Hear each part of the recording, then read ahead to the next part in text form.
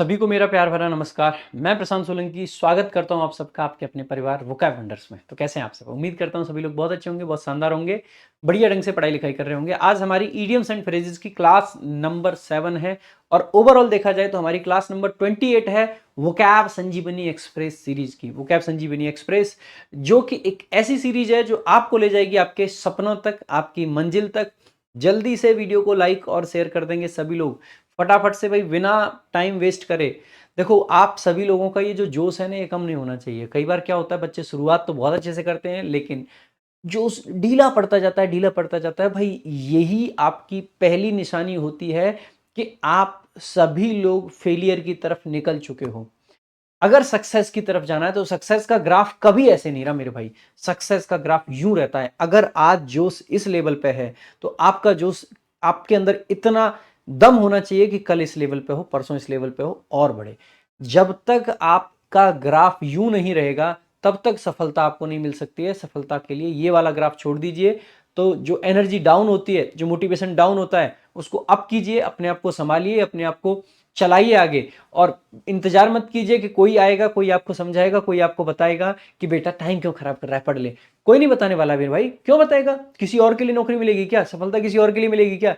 आपके लिए मिलेगी, आपके परिवार के लिए मिलेगी। तो अपने लिए पढ़िए, अपने परिवार के लिए पढ़िए, अपने माँ बाप के लिए पढ़िए। तो जल्दी से किताब कॉपी उठा लीजिए और एकदम तुरंत तैयार हो जाइए। वोकैब संजीवनी एक्सप्रेस आप सभी लोगों की सपनों की गाड़ी, सपनों की मतलब आपके सपनों को हकीकत में बदलने वाली है, आपकी एक एक्सप्रेस ट्रेन है।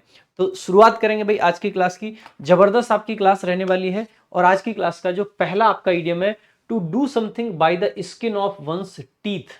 देखो बहुत आसान सा इडियम है, बहुत आसान सा इडियम है। देखो, टू डू समथिंग, डू का मतलब कुछ करना, और भाई करने की बात अगर कर रहे हैं, समथिंग यानी कि कुछ, और कैसे कर रहे हैं? By the skin of one's teeth. यानी कि देखो पता है क्या होता है by the skin of one's teeth? ये क्या होता है? दांत आपने देखा होगा, पूरा शरीर है, शरीर में लगभग हर जगह आपको स्किन दिखेगी, सिर्फ दांतों पे नहीं है। और दांतों की अगर स्किन नहीं है तो दांतों की स्किन का मतलब हो गया जीरो। यानी कि जहां पे मार्जिन इतना है जितनी दांतों पे स्किन होती है, स्किन का मतलब होता है खाल, त्वचा। ये जो त्वचा है ये दांतों पे नहीं है, तो दांतों की त्वचा बिल्कुल नहीं है। तो यानी कि कोई चीज आप इतने मार्जिन से कर पा रहे हो, मार्जिन का मतलब है इतने गैप से, मतलब इतना ही स्कोप था वहां पे, ठीक है, कि बस जितनी दांत में स्किन होती है। तो इसका मतलब होता है only just manage to do something, बस हो गया, बस छोटा सा मार्जिन था, फेल हो गए होते। मान लीजिए एसएससी की अगर मेरिट आपकी लगी, जैसे प्रीलिम्स की कट ऑफ लगती है, और मान लेते हैं कि 149.5 पे लगती है, और आपके भी मार्क्स कितने हैं? 149.5 हैं, और वो भी नॉर्मलाइजेशन का आधा नंबर मिलने के बाद हुए हैं। यानी कि आप बस क्रॉस कर गए, पता नहीं कैसे कर गए, बस कर गए, बच गए। तो यही होता है basically by the skin of one's teeth. बहुत बार पूछा जाता है ये इडियम, 4 बार तो पिछले कुछ ही एग्जाम्स में पूछ लिया गया है, तो बहुत याद रखेंगे भाई इसको। तो बेसिकली क्या होता है, बहुत नैरो मार्जिन से, बहुत छोटे मार्जिन से कोई काम कर पाना। Next, at a stone's throw. भाई देखो, एट अ स्टोन्स थ्रो इसका मतलब होता है एट अ डिस्टेंस, ठीक है। एट अ स्टोन्स थ्रो यानी कि जैसे हम जब पत्थर फेंकते हैं तो बस इतनी दूरी, थोड़ी सी दूरी, यानी कि at a close distance. At a close distance तो बहुत नजदीक, बहुत थोड़ी सी दूरी पे। स्टोन का जितना थ्रो हम कर पाते हैं उतनी दूरी पे कोई अगर चीज है तो एट अ स्टोन्स थ्रो, बहुत आसान है। जितनी दूर पत्थर फेंक पाते हैं बस उतनी दूरी पे। Next, a catch 22 situation. बढ़िया आइडिया में कैच 22 सिचुएशन। कैच 22 सिचुएशन का मतलब होता है बेसिकली एक ऐसी सिचुएशन जहां पे सब कुछ अस्त व्यस्त है, ठीक है, बहुत डिफिकल्ट सिचुएशन है। A difficult situation in which the solution to a problem is impossible. जहां पे सॉल्यूशन किसी भी समस्या का इम्प्रॉबेबल है, इम्पॉसिबल है, आप कोई सॉल्यूशन नहीं निकाल पा रहे, तो एक ऐसी कठिन परिस्थिति जिसमें किसी समस्या का समाधान असंभव हो, बहुत मुश्किल हो, नामुमकिन हो। नेक्स्ट, टू गो या रन अराउंड इन सर्कल्स। मैंने बहुत बार इस इडियम को पढ़ाया है, 4 बार ये पीछे एग्जाम्स में पूछा भी गया है। तो to go around in circles या to run around in circles का मतलब क्या है, आप समझिएगा एक बार। देखो भाई, मान लीजिए ये कुछ लोग हैं और ये ऐसे करके सर्कल्स में घूम रहे हैं लगातार, यहाँ से भागना शुरू किया, भागते भागते भागते भागते भागते भागते सर्कल बना के यहीं आ गए, फिर भागना शुरू किया, फिर भागते भागते भागते भागते भागते भागते भागते भागते फिर यहीं आ गए, फिर भागना शुरू किया, फिर भागते भागते भागते भागते यहीं आ गए। इसका मतलब क्या है, ये लोग मेहनत तो बहुत कर रहे हैं लेकिन ये कहीं पहुंच नहीं पा रहे। क्यों? क्योंकि ये सर्कल में भाग रहे हैं। अगर आपको मंजिल तक पहुंचना है तो आपको सर्कल्स में नहीं भागना है। कई बार एसएससी एस्पिरेंट्स के साथ में भी ऐसा ही होता है। वो तैयारी तो कर रहे होते हैं लेकिन सर्कल्स में कर रहे होते हैं। पता है कैसे तैयारी करते हैं? अभी महीना चल रहा है फरवरी का, ओके, मार्च, अप्रैल 2 ही महीने हैं, ढाई महीना है। ढाई महीने में सीपीओ कैसे निकालें? एक स्ट्रेटजी वीडियो खोलेंगे यूट्यूब से, ढाई महीने में कोई ज़बरदस्त स्ट्रेटजी बताएगा। अपना जितनी पढ़ाई कर रहे हैं, बढ़िया तरीके से पढ़ रहे होते हैं लोग, बढ़िया पढ़ाई को छोड़ेंगे और फिर एक टारगेट बनाएंगे, ज़ूं ज़ूं ज़ूं, ऐसे सिलेबस को खत्म करेंगे, खट खट खट खट खट खट खट खट। पढ़ना ही नहीं ढंग से, सिलेबस ढंग से कंप्लीट ही नहीं करना। क्यों? क्योंकि ढाई महीने के अंदर पेपर निकालना है और फटाक से सीपीओ का पेपर निकालने के लिए जाएंगे और नहीं निकाल पाएंगे। फिर लगेगा अब की बार कमी रह गई। अब सीजीएल में ये कमी नहीं छोड़ेंगे जो अब की बार रह गई। ये रियलाइज भी नहीं किया कि कमी क्या थी और फिर उनको क्या करना है, क्योंकि जब मई होगा तो जब सीपीओ से उभर के आएंगे तो फिर क्या बचेगा? जून, जुलाई, अगस्त, सितंबर, अक्टूबर में पेपर ही है। फिर वही ढाई 3 महीना है। फिर 3 महीने का फिर एक स्ट्रेटजी देखेंगे कि 3 महीने में एसएससी सीजीएल कैसे निकालें और फिर 3 महीने के हिसाब से अपनी पढ़ाई को मोल्ड करेंगे और फिर जू जू जू जू जू पढ़ेंगे और फिर पेपर देंगे और फिर नहीं होगा। फिर देखेंगे, फिर अगले ढाई महीने 3 महीने में जो एग्जाम होगा फिर उसको टारगेट बनाएंगे और फिर वही करेंगे और फिर टारगेट बनाएंगे और फिर वही करेंगे। ये आप क्या कर रहे हैं? You are running around in circles. आप बेसिकली बेफालतू की मेहनत कर रहे हैं। मेरे भाई, अगर आपका लेवल कम है तो आप एक बार क्यों ना, पता है, थोड़ा सा दिल से हिम्मत दिखाया करें। अगर सीपीयू बिल्कुल सामने है और आपको लगता है कि यार ये सीपीयू तक मेरी तैयारी नहीं हो पा रही है, मैं पीछे हूं, मान लीजिए मैं पीछे हूं, क्या फर्क पड़ता है? उसके बाद में फटाक से अपनी तैयारी को इस तरीके से बूस्ट कीजिए, अपनी तैयारी को इस तरीके से करिए कि आप 6 महीने, 7 महीने, 8 महीने अपनी ज़रूरत के हिसाब से, अगर ज़रूरत लगती है कि भाई मेरे को 1 साल भर का टाइम चाहिए तब मेरा सिलेबस हो पाएगा, तब मेरी कोचिंग कंप्लीट हो पाएगी, तब मेरी चीज़ें ढंग से मैं कर पाऊँगा, तो 1 साल का टाइम लीजिए। और अगर आपको लगता है कि भाई मैं तो बहुत कमज़ोर हूँ, मुझे तो 1.5 साल लगेगी, कोई बात नहीं, लगने दो भाई, लग जाती है। भाई मेरे को भी लगी थी। मैं बिल्कुल ज़ीरो लेवल से पढ़ना शुरू करा था, मैं भी गाँव से पढ़ के आया हूँ। बिल्कुल ग्रामीण क्षेत्र से बिलॉन्ग करता हूँ, बलदेव क्षेत्र हमारे यहाँ है और एकदम मशहूर हुआ करता था हमारे टाइम पे नकल माफियों के लिए। कहाँ पढ़ने वाले लोग होते थे उस क्षेत्र में, मैं भी उसी एरिया से था।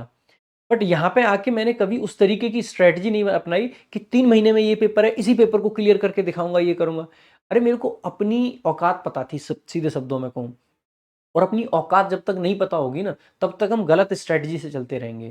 क्योंकि हम, पता है किसकी स्ट्रैटेजी अपनाते हैं? जिसकी औकात होती है पेपर निकालने वाली, हम उसकी स्ट्रैटेजी से चलते हैं। बेटा, उस लेवल तक पहुंचने के लिए आप अपनी स्ट्रैटेजी खुद से बनाओ। खुद से कुछ तो सोचो कि अगर आप बेसिक हो तो किस तरीके से कर पाओगे। आप इन्फ्लुएंस ना हो, किसी ने कह दिया कि नोवेल पढ़ लो तो नोवेल पढ़ने लग जाओ। ऐसा नहीं होता है। नोवेल पढ़ोगे, एडिक्शन लग जाएगी। अरे इंग्लिश सुधरे ना सुधरे लेकिन आपका दिमाग खराब जरूर हो जाएगा यार। नोवेल पढ़ते-पढ़ते, रोज़ नोवेल पढ़ो, रोज़ नया नोवेल, मज़ा आ रहा है, मज़ा आ रहा है, और अपने आप को तसल्ली भी दे रहे हैं। हम जानते हैं कि हम टाइम खराब कर रहे हैं, उसके बाद भी हम तसल्ली दे रहे होते हैं अपने आप को, अरे मैं तो पढ़ाई ही तो कर रहा हूँ, मेरी तो इंग्लिश इंप्रूव हो रही है। घंटा इंग्लिश इंप्रूव हो रही है, कुछ ना होता है इंग्लिश, मतलब ठीक है, मैं आई एम नॉट सेइंग कि इंग्लिश इंप्रूव नहीं होगी, हो सकता है थोड़ा फ़र्क पड़े। बट बेटा, एडिक्शन ऐसी लग जाएगी कि बाकी सारे सब्जेक्ट की ऐसी हो जाएगी। क्या फ़ायदा? आपको अल्टीमेटली क्या करना है? एडिक्शन लगानी है या पेपर निकालना है? पेपर निकालना है मेरे भाई। और पेपर निकाल, न्यूज़पेपर पढ़िए ना, इंग्लिश नोवेल से ज़्यादा न्यूज़पेपर से इंप्रूव होगी, मैं गारंटी देता हूँ। लेकिन न्यूज़पेपर की कभी एडिक्शन नहीं लगी, कभी ऐसा नहीं होगा द हिंदू पढ़ने में मज़ा आ रहा है, द हिंदू को 5 बार पढ़ चुका हूँ मैं आज, ऐसा हुआ है कभी किसी के साथ? नहीं। लेकिन नोवेल लोग 3-3 बार पढ़ देते हैं। लेकिन न्यूज़ आर्टिकल आप 2 बार नहीं पढ़ोगे, वहाँ एडिक्शन नहीं लगेगी, रोज़ फ्रेश कंटेंट मिलेगा, अच्छा कंटेंट मिलेगा, वो पढ़िए यार। और न्यूज़पेपर के लिए हमने the Hindu for Hindi medium करके इतना अच्छा इनिशिएटिव आपके लिए किया है, वो करिए। तो ये जो रन अराउंड इन सर्कल्स वाला काम है ना, ये नहीं करना है। इसमें क्या होता है, मेहनत बहुत लग रही होती है, लेकिन रिजल्ट ज़ीरो रहता है। तो वही मीनिंग है, to be very active but with no results. कोई रिजल्ट नहीं है, कोई परिणाम नहीं है। नेक्स्ट देखेंगे आगे। A chip off the old block. देखो भाई, अ चिप, चिप का मतलब होता है छोटा सा टुकड़ा। चिप का मतलब क्या होता है? छोटा सा टुकड़ा। कहते हैं ना, 2000 के नोट में चिप लगाई है, तो छोटा सा टुकड़ा ही लगा सकते हैं किसी चीज का। हम पहले, आपने देखा होगा, मेमोरी कार्ड को चिप बोला जाता था कि चिप खरीद लाए हैं, 5 उसकी 256 MB की चिप लाया हूं मैं। उस जमाने के हम, जब चिप आती थी, है ना? ठीक है। Of the old block. Old block का मतलब क्या है? जो आपका बड़ा ब्लॉक, मान लीजिए एक बड़ा कोई पीस, उसका छोटा सा टुकड़ा। इसका मतलब क्या है? जैसे आपके पेरेंट्स आपके बहुत बड़े हैं और उनके छोटे से टुकड़े कौन हो? आप हो, बस यही मीनिंग है इसका। A person who is similar to one's parents in behaviour और लुक्स, यानी कि आप अपने पेरेंट्स की तरह से दिखते हो, आप अपने पेरेंट्स की तरह से लगते हो, आप उन्हीं की एक चिप हो। अगर आपके पेरेंट्स बड़े टुकड़े हैं तो आप एक छोटा सा टुकड़ा हो, ठीक है। नेक्स्ट देखेंगे आगे। An Achilles heel, Achilles heel, भाई एक्लिस हील आपको ये मैंने शॉर्ट्स के माध्यम से पढ़ाया भी है। ये आपकी ग्रीक मिथोलॉजी से ली गई कहानी ही है। एक्लिस की जहाँ पे कहानी है, एक्लिस के मतलब जैसे हमारे जो हमारा हिंदुइज्म है या जो हमारी इंडियन मिथोलॉजी है, वहाँ पे आपने सुना होगा रावण के बारे में कि रावण के यहाँ नाभि में तीर मारने से ही मर सकता था। ऐसे ही यहाँ पे एक एक्लिस हुआ करता था ग्रीक मिथोलॉजी में, जिसका पूरा शरीर वज्र का था, लेकिन सिर्फ एड़ी में ऐसा था कि वहाँ पे वो वज्र का नहीं था, तो वहीं पे प्रहार करके उसको मारा जा सकता था। तो एक्लिस हील का मतलब है कि एक्लिस का सबसे कमजोर पार्ट कौन सा था? उसकी एड़ी। तो एक्लिस हील का मतलब है कि एक वल्नरेबल पॉइंट, आपका एक कमजोर point basically. So a vulnerable point और फॉल्ट इन वंस कैरेक्टर, ठीक है। तो किसी के बिहेवियर में, कैरेक्टर में, किसी की जिंदगी में सबसे कमजोर पॉइंट, ठीक है, वही कहलाता है Achilles heel. Next, to keep या स्टे या स्टीयर क्लियर ऑफ, ठीक है। देखो तीन तरीके से लिख देते हैं, हमारी किताब में हमने ये बार बार करा है। ईडियम्स कई बार अलग अलग तरीके से पूछे जाते हैं, आप एक ही बार में तीनों याद रखें। आप ऐसे भी लिख पढ़ सकते हैं टू कीप क्लियर ऑफ, आप ऐसे भी पढ़ सकते हैं टू स्टे क्लियर ऑफ, आप ये भी कर सकते हैं टू स्टीयर क्लियर ऑफ, ठीक है। इसका मीनिंग होता है टू अवॉइड और कीप अवे फ्रॉम, किसी को बेसिकली नजरअंदाज करना और उससे दूरी बनाए रखना, ठीक है। और ये दूरी बना के रखनी है आपको। आपको अपने जीवन की जो डिस्ट्रैक्शंस हैं, जो आपके जीवन में आपका ध्यान भटकाती हैं, आपको उन चीजों से दूरी बना के रखनी है। नेक्स्ट देखेंगे, अगला आपका इडियम है to keep the pot boiling. To keep the pot boiling, क्या मीनिंग होता है भाई इसका? पॉट का मतलब होता है बर्तन, और बर्तन में कुछ उबल रहा है, मतलब आपके घर में खाना बन रहा है। खाना बन रहा है इसका मतलब है कि आपके घर में चीजें सही चल रही हैं, सारी प्रोग्रेस सही चल रही है। तो टू मेक श्योर करना that a process does not stop, कि जो पॉट है वो बॉईल कर रहा है, लगातार सारी चीजें सही चल रही हैं, सब कुछ आपका प्रॉपर चल रहा है। तो यही इसका मीनिंग होता है। तो to keep the pot boiling, उबलते हुए रखना बेसिकली, ठीक है, सब कुछ सही चलते रहना, ठीक है। नेक्स्ट, टू पे लिप सर्विस, बेटा लिप का मतलब होठ, और होठों की सर्विस, होठों की कौन सी सर्विस होती है? चापलूसी करना। भाई जो चापलूसी कर रहा है वो होठों की सर्विस ही तो है, होठों से और सर्विस क्या करवाओगे आप? तो लिप सर्विस का मतलब होता है चापलूसी करना बेसिकली। टू पब्लिकली सपोर्ट और अप्रूव ऑफ समथिंग, तो किसी का समर्थन करना वैसे चापलूसी के लिए ज्यादा आता है, टू पे लिप सर्विस बेसिकली। तो किसी को सपोर्ट कर रहे हैं पब्लिकली या चापलूसी कर रहे हैं, उस सेंस में इसको यूज करते हैं। नेक्स्ट देखेंगे आगे, ठीक है। टू रन शॉर्ट, बेटा शॉर्ट का मतलब है कमी, तो किसी चीज की कमी हो जाना, शॉर्टेज हो जाना, इस शॉर्ट वर्ड से ही आपका शब्द बनता है शॉर्टेज। तो to run short, to become depleted, to have little, too little of something, किसी चीज की कमी हो जाना, किसी चीज की बहुत कम मात्रा होना, यही होता है आपका to run short. Next, red tape या फिर रेड टेपिज्म करके आपका एक ईडियम आता है। इसका मतलब होता है बेसिकली रेड टेप या रेड टेपिज्म। देखो आपने अक्सर करके मूवीज में देखा होगा, जब कोई बड़ी रैंक का अफसर आता है ना, तो उसके लिए वो कारपेट बिछाया जाता है, लाल कलर का होता है वो, ठीक है। तो जब वो अफसर आ रहा होता है, उसको सब पता है कि कैसी हालत है ऑफिस की, लेकिन फिर भी उसके आने पे बड़ी आव भाव से रेड टेप लगाए जाते हैं, ऑफिशियली वो लाल कलर का फीता लगाया जाता है, उसको वो काटेगा आके। तो यही सब क्या है? ये ऑफिशियल फॉर्मेलिटीज हैं, जिससे किसी काम को डिले कर दिया जाता है। तो ऑफिशियल फॉर्मेलिटीज, तो ऑफिशियल रूल्स हो गए and bureaucracy that make it difficult to do something. तो दफ्तरशाही जो होती है, तो वही आपकी बेसिकली क्या कहलाती है? रेड टेप या फिर रेड टेपिज्म, ठीक है। तो रेड टेप या फिर रेड टेपिज्म। ऑल आइज, बेटा ऑल आइज का मतलब क्या है? इसके लिए भी मैंने आपको एक ईडियम पढ़ाया था, आर्गस आइड। और आर्गस आइड बेसिकली उस पर एक शॉर्ट बनाया था, उसमें आपको बताया था आर्गस नाम का एक पर्सन था, उसकी पूरी स्टोरी मैंने आपको सुनाई थी, वहीं से आपका ये ऑल आइज ईडियम बना है, ठीक है। उसकी 100 आंखें थी, ठीक है। तो वहां से वो पूरी आप शॉर्ट देख लेना। तो बेसिकली वो 100 आंखों से एकदम पूरा ईगरली देखा करता था, किसी पर नजर रखने के लिए था, ठीक है। तो हेरा और उसकी कहानी है, आप एक बार पढ़ लेना, ठीक है। सो वॉचिंग एगरली या फिर टू बी अटेंटिव, अटेंटिव रहना या एकदम ईगरली का मतलब होता है बहुत उत्सुकता से, उत्सुकता से देखना या फिर अटेंटिव होना ही इसका मीनिंग होता है, ठीक है। So Argus eyed, sorry, all eyes, all eyes. तो वेजिलेंट बोल सकते हैं, टू बी अटेंटिव बोल सकते हैं, चौकस। अगला आपका ईडियम है अ केक वॉक। मेरे भाई केक वॉक, केक से बनने वाले ईडियम आप जानते हैं, आसान काम। तो केक वॉक का मतलब क्या हो जाएगा, easy task, easy task, easy task. ठीक है, पीस ऑफ केक कह लें या केक वॉक कह लें। ठीक है, दोनों ही क्या है, बेसिकली बहुत आसान काम है। नेक्स्ट, इन व्हील एंड वोए, इन व्हील एंड वोए। ठीक है, इन व्हील एंड वोए इसका मतलब है सुख में और दुख में, सुख में एंड दुख में। इन प्रॉस्पेरिटी एंड एडवर्सिटी, प्रॉस्पेरिटी का मतलब होता है मेरे भाई जब सुख हो, और एडवर्सिटी का मतलब होता है मेरे भाई जब दुख हो। तो एडवर्सिटी यानी दुख और प्रॉस्पेरिटी यानी कि सुख। तो सुख में और दुख में, दोनों में, दोनों में किसी के साथ रहना, सुख दुख में। नेक्स्ट, अ ग्रीन हॉर्न, एक हरा सींग है ना। और हरा सींग याद आते ही मेरे को याद आता है, हमारे गांव में एक पर्सन है हरी सिंह। ठीक है, और हरी सिंह बड़ा अनाड़ी आदमी है भाई, शादी भी नहीं हुई, इतना अनाड़ी है कि उसकी शादी नहीं करी। तो हरा सिंह, हरी सिंह, ग्रीन हॉर्न, अनाड़ी। ठीक है, तो इन एक्सपीरियंस्ड पर्सन, अनुभवहीन, एकदम कोई अनुभव नहीं है, शादी वादी नहीं हुई उसकी, कोई अनुभव नहीं है उसको। ठीक है, सो हरा सिंह, हरी सिंह, एकदम जिसको अनुभव ना हो। ठीक है, ग्रीन हॉर्न, ग्रीन हॉर्न। ठीक है, देख रहे हो, ये इस टाइप के लोग होते हैं जिनकी शादी नहीं थी। क्या करना चाह रहा है ये, है बताओ, ऐसे कौन उबालता है भाई। Bag and baggage, bag and baggage, ये इडियम मैंने कई बार आपको पहले भी बताया। बैग एंड बैगेज का मतलब होता है विथ ऑल द बिलोंगिंग्स, आपका जितना भी सामान है उसको पैक करना। बेसिक बात है, बोरिया और बिस्तरा बांध लेना।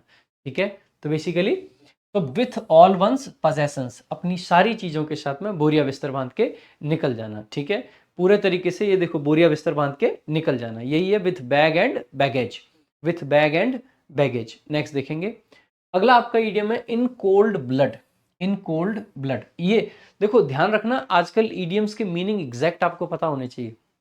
आजकल ईडियम्स पे कुछ ऐसे भी क्वेश्चंस आते हैं, ईडियम दे दिया, 4 सेंटेंस हैं, चारों सेंटेंस में कौन से में सही प्रयोग किया गया है, तो ये जानना बहुत जरूरी है। इस पर कुछ एक्सरसाइजेस हम लेके आने वाले हैं, जो नए पैटर्न के क्वेश्चंस आपके आए हैं कि ईडियम को सेंटेंसेस में बताना है, 4 सेंटेंस लिखे, कौन से में सही यूज है। तो बहुत जल्दी वोकैब वंडर्स पे ही एक छोटी सीरीज लाएंगे, शॉर्ट सीरीज होगी वोकैब के लिए। ठीक है, जिसमें ईडीएम को सेंटेंसेस के माध्यम से हम समझाएंगे कि किस तरीके से कहाँ पर कौन सा ईडीएम आपका सही है। उसकी प्रैक्टिस कराने की मेरी जिम्मेदारी है। अगर आपकी इंग्लिश की कंप्लीट जिम्मेदारी मैंने ली है, मतलब ली है, और आपका भाई आपके साथ 24 घंटे खड़ा है, मतलब खड़ा है, और आप हमेशा एकदम खुश रहें, मस्त रहें, स्वस्थ रहें, मैं आपकी सारी जिम्मेदारियां लेता हूं। यहाँ जितना आपको कराया जाएगा उससे बाहर कुछ नहीं आएगा, ये मेरी गारंटी है। ठीक है, तो आइए देखेंगे इन कोल्ड ब्लड, देखेंगे इन कोल्ड ब्लड। देखो आपने देखा होगा अक्सर करके ये इडियम तभी यूज करा जाता है, he killed her in cold blood. In cold blood का मतलब है एकदम जानबूझ के, निर्दयता से कोई काम कर देना, जानबूझकर और निर्दयता पूर्वक। तो डेलिबरेटली एंड क्रूअली कोई काम, बेसिकली किसी को मारने के लिए आता है इन कोल्ड ब्लड। ठीक है, जब किसी की जान लेते हैं तो इन कोल्ड ब्लड। ठीक है, यानी कि ये इडियम आया कहाँ से, कैसे निकला। देखो अक्सर करके हम कहते हैं ना, कोई निर्दयी आदमी होता है ना, तो हम कहते हैं इसका तो एकदम ठंडा हो गया खून, खून ठंडा हो गया, इसका मतलब है उसके ना इमोशंस नहीं रहे हैं, इमोशंस खत्म हो गए हैं। ठीक है, तो जानबूझ के किसी का मर्डर वर्डर कर देना। A skeleton in the cupboard, देखो कबोर्ड का मतलब होता है बेसिकली क्या, अलमारी आपकी। ठीक है, स्केलेटन का मतलब क्या होता है, कंकाल तंत्र। आपने मूवी देखी होगी दृश्यम, दृश्यम में बेसिकली आप इस इडियम को रिलेट कर सकते हैं। मान लीजिए दृश्यम में अजय देवगन की बेटी से मर्डर हो गया, और वो जो कंकाल तंत्र था आपने देखा, बहुत दिन खोदने के बाद में वो कंकाल तंत्र वहां से निकल गया, उन्होंने निकाल लिया। अब उस कंकाल तंत्र को अगर उन्हें छुपाना है तो कहाँ छुपाएंगे, अलमारी में। तो अगर आपके घर की अलमारी में, अगर मतलब किसी के घर की अलमारी में एक कंकाल तंत्र छुपा हुआ है, कोई छुपा हुआ मर्डर है, तो आप उसे छुपा के रखोगे, अब सबको बता दोगे, छुपा के रखोगे। स्केलेटन इन द कपबोर्ड का मतलब ऐसा ही है कि एक ऐसा रहस्य जो छुपा रखा है, अगर पता लगा दुनिया को तो गलत होगा। तो basically an embarrassing fact to be kept secret, एक ऐसा फैक्ट, एक ऐसी चीज जो कि आपने छुपा रखी है, और अगर वो दुनिया को पता लगी तो शर्मिंदगी महसूस होगी, एक गुप्त भेद जो शर्मिंदगी का कारण बन सकता है। ठीक है, स्केलेटन इन द कपबोर्ड, ये देखो अलमारी में skeleton. Next, to fly into a passion, fly उड़ना, इनटू अ पैसन, पैसन का मतलब है आप एक तरीके से समझ लीजिए किसी की जो एकदम चाहत होती है ना, पैसन बोलते हैं उसको, हमारे अंदर इस चीज के लिए पैसन है, चाहत है, हम इस चीज़ को करना चाहते हैं, जज्बा है, तो एकदम एक पैशन में आ जाना, पैशन में आ जाना, एकदम से अपना मेंटल वो छोड़ देना, एंग्री हो जाना, यानी कि मेंटल पीस खो देना, तो सडनली एंग्री बन जाना, अचानक से गुस्से में आ जाना, तो fly into a passion, fly into a passion, fly into a passion, अचानक से गुस्से में आ जाना, तो to fly into a passion यानी कि अचानक से गुस्से में आ जाना। To beat around the bush, to beat around the bush, basically ये क्या होता है, ये इसको बोलते हैं झाड़ी, ठीक है, ठीक है। टू बीट अराउंड, और बीट का मतलब क्या होता है, आपने अक्सर करके, ये पुलिस के लिए एक वर्ड होता है, ठीक है, पुलिस के लिए एक वर्ड होता है, पुलिस जो होती है ना, एक एरिया होता है बीट, बीट में पेट्रोलिंग कर रहे होते हैं, तो to beat around the bush को आप इस तरीके से याद रख सकते हैं कि पुलिस वाला एक बीट वाला है, और बीट वाला पर्सन क्या कर रहा है, आप कहीं कुछ पूछना चाह रहे हो कुछ, लेकिन वो ना आपको झाड़ी के चारों तरफ घुमा रहा है, झाड़ी के चारों तरफ घुमा रहा है, तो बेसिकली वो आपको क्या कर रहा है, डायरेक्ट पॉइंट पे नहीं आने दे रहा, इधर उधर घुमा रहा है। तो to avoid the main point by talking in a roundabout way, roundabout का मतलब है घुमाने फिराने वाला, राउंड अबाउट का मतलब घुमाने फिराने वाला, राउंड अबाउट वे में बात करके बात को टाल रहा है। Next, to smell a rat, भाई चूहे की खुशबू आ रही है, टू स्मेल अ रैट का मतलब है कोई सस्पिशियस लगना, कोई चीज, किसी चीज को देख के डाउट होना, सस्पिशियस होना, डाउट होना, तो to have reason to suspect, doubt करना, दाल में कुछ काला नजर आना, to smell a rat, to smell a rat, ठीक है, तो दाल में कुछ काला है, ठीक है। अरे नहीं नहीं सोलंकी, यहाँ कुछ तो गड़बड़ है, ये मेरे से कह रहे हैं कि कुछ तो गड़बड़ है सोलंकी, ठीक है, दाल में कुछ काला है। फेयरली एंड स्क्वेयरली लिख देते हैं कई बार इसको, और कई बार इसको फेयर एंड स्क्वायर लिख देते हैं, फेयर एंड स्क्वायर, तो फेयरली एंड स्क्वेयरली या फिर फेयर एंड स्क्वायर, इसका मतलब होता है बेसिकली एकदम अपराइट तरीके से, ऑनेस्ट तरीके से, ऑनेस्टली या फिर अकॉर्डिंग टू द रूल्स, यानी कि अपराइट तरीके से, ऑनेस्ट तरीके से, ठीक है, ईमानदारी से, नियमों के अनुसार अगर कोई काम कर रहे हैं तो वही आपका क्या, फेयरली एंड स्क्वेयरली या फिर फेयर एंड स्क्वेयर, ठीक है, फेयर एंड स्क्वेयर। नेक्स्ट देखेंगे अलादीन्स केव, बेटा अलादीन की केव, अलादीन की केव आपको पता ही है, आपने मूवी वूवी देखी होगी, उसमें क्या था, अलादीन की केव में एक ऐसी मिस्टीरियस जगह है जहाँ पे तरह तरीके के ऑब्जेक्ट्स हैं, बहुत सारी चीजें हैं, तो a place that contains many interesting objects, एक ऐसी जगह जहाँ पे बहुत सारे इंटरेस्टिंग चीजें छुपी हुई हैं, उसी को बोल देते हैं अलादीन्स केव, अलादीन्स केव। भाई ये जो क्लासेस आपकी चल रही हैं, ये चल रही हैं वोकैब संजीवनी किताब से, एक बहुत बेहतरीन, एक बहुत ज़बरदस्त आपकी किताब है। उसके अलावा हमारी एक किताब है कॉम्प्रिहेंशन क्रांति, ये किताब भी बड़ी ज़बरदस्त है, आप सभी लोगों के लिए कंप्लीट, अगर आपको कॉम्प्रिहेंशन की तैयारी करनी है तो ये किताब आप चेकआउट कर सकते हैं। इस किताब के अंदर क्लोज टेस्ट, पैसेज और पैराजंबल तीनों चीज़ें दी गई हैं। इस बुक को देख के कई बार मुझे लगता है कि मैं क्लोज टेस्ट को ज़्यादा अच्छा बताऊं, पैराजंबल को ज़्यादा अच्छा बताऊं या पैसेज को, क्योंकि पैसेज के सेक्शन में वो चीज़ें दी गई हैं जो आज तक किसी भी किताब में नहीं है, जैसे कि टोन कैसे निकालें, थीम कैसे निकालें, टाइटल कैसे निकालें, ठीक है, सोर्स कैसे निकालें, इन्फरेंस कैसे निकालें, वो सब चीज़ें इसमें समझाई गई हैं। उसके अलावा जब मैं क्लोज टेस्ट के सोल्यूशंस देखता हूँ ना, जो प्रैक्टिस सेट हमने दिए खास करके, उस तरीके का कंटेंट कहीं नहीं मिलेगा आज तक आपको, बहुत ज़बरदस्त तरीके से एक एक चीज़ को समझाया गया है। जब पीक्यूआरएस को देखते हैं तो पीक्यूआरएस की जो थ्योरी है, आज तक किसी जगह पे आपको थ्योरी नहीं मिलेगी पीक्यूआरएस की, लेकिन हमारी किताब में इतनी थ्योरी है कि अगर आप उसको ढंग से पढ़ लें तो आपके पीक्यूआरएस के सारे क्वेश्चन सही होने लग जाएंगे। तो तीनों सेक्शन अपने आप में एक से एक ज़बरदस्त है। न्यूज़पेपर कैसे पढ़ें, न्यूज़पेपर का ज़्यादा फायदा कैसे उठाएं, सब चीज़ें आपको इसमें मिलेंगी। तो बड़ा ज़बरदस्त एक किताब है, आप ये किताब ज़रूर चेकआउट कर सकते हैं, बहुत बेहतरीन सी किताब है। अमेजोन, फ्लिपकार्ट, बुक स्केप हर जगह अवेलेबल है, ऑफलाइन मार्केट में भी अवेलेबल है। बाकी जो बच्चे बैचेस के बारे में पूछते हैं तो भाई ये हमारा इंग्लिश का रिकॉर्डेड बैच है, लाइफ टाइम वैलिडिटी के साथ में ये बैच मिलता है, रिकॉर्डेड वाला जो है। अपडेटेड क्लासेस इसमें है, सारे क्लास नोट्स इसमें है, type wise level wise seats हैं आपकी, हर चैप्टर का मॉक टेस्ट आपको मिलता है, ऑल पीवाईक्यू मिल जाएंगे सोल्यूशन के साथ, 150 से भी ज़्यादा आपको मॉक टेस्ट मिलेंगे, बहुत सारे क्विजेज आपको मिल जाएंगे ग्रामर के और वोकैब के, हर तरीके से। प्री और मेंस दोनों की कवरेज इसमें है, ग्रामर वोकैब कॉम्प्रिहेंशन तीनों ही आपकी कवरेज इसमें मिलेंगी।